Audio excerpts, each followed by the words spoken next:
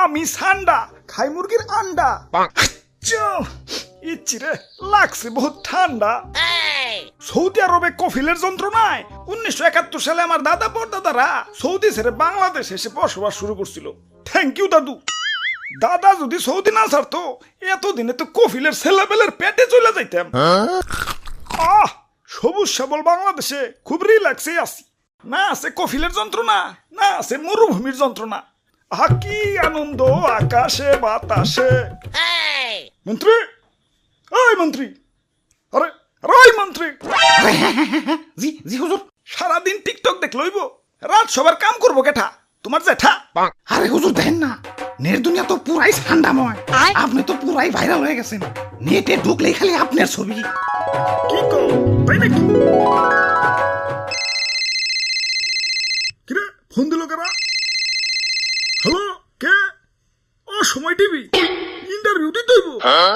বাহ, ভালোই তো। আচ্ছা ঠিক আছে। আবার কারা? হ্যালো, কে? নিউজ 420? কি আপনার চ্যানেলও ইন্টারভিউ দিতে হইব? আচ্ছা আচ্ছা ঠিক আছে। হ্যালো, না না না, ইন্টারভিউ দিতে পারব না, ব্যস্ত আছি।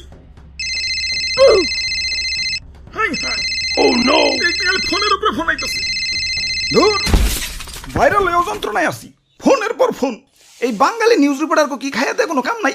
কেউ ভাইরাল হইলি হয়, ওরে নিয়ে নিউজ বানাইতে বানাইতে জগা খিচুড়ি বানাই দেয়। মানুষে পাত দিয়েও সারা পারে না, ওইটাও নিউজ হয়ে যায়।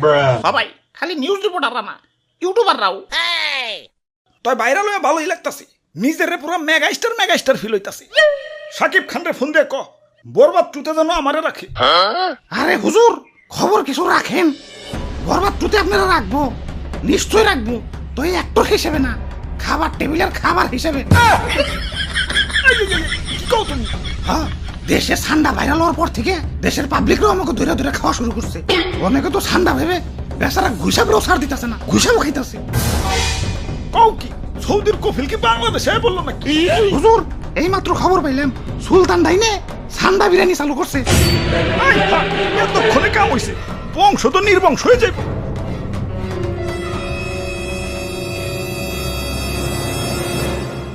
না, অনেক হয়েছে, আর না। এর একটা ভিত করুনি লাগবো। মন্ত্রী, আমার সৈন্যদের প্রস্তুত করো। যা যা আছে সব কিছু নিয়ে এয়ারপোর্টে হাজির হও। দেশ ছেড়ে পলাই তুইব। গুইসাপ, তোমরাও চলো। যে দেশে ইন্টারনেট নাই ওই দেশে যাবো।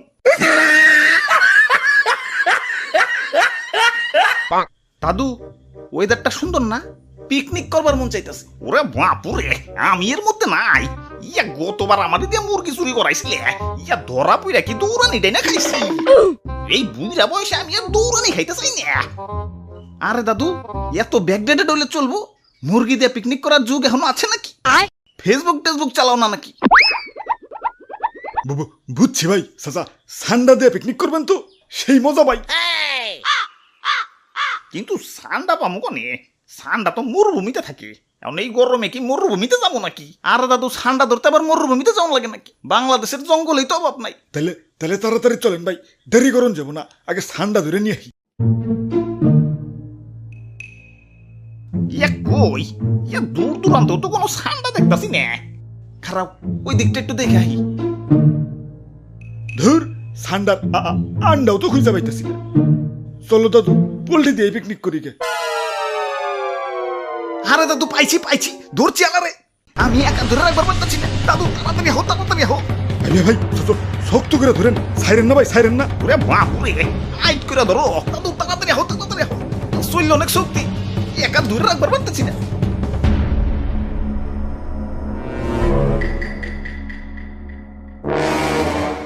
ওরে বাপুরে, ইয়া কেমন জানি দেখা যায়। ইয়া কুমির মনে হইতাছে না? আরে দাদু, কি যে কও, কুমিরে তো ছোট নাকি? হা ঠিকই তো। ওরে বাপুরে, ইয়া কুমির তো ছোট না, কিন্তু কুমিরের বাচ্চা কইলাম ছোটই। তে কাম হইছে, কুমিরের বাচ্চা যখন আছে, আশেপাশে কুমিরের গার্জেনও আছে। বাবু, গার্জেনটা কিছু কও না, ললিপপ কিনে দিন। আমি যাই, গার্জেন হার আগে এইটা বলি। ভাই গার্জেন আহে পড়ছে।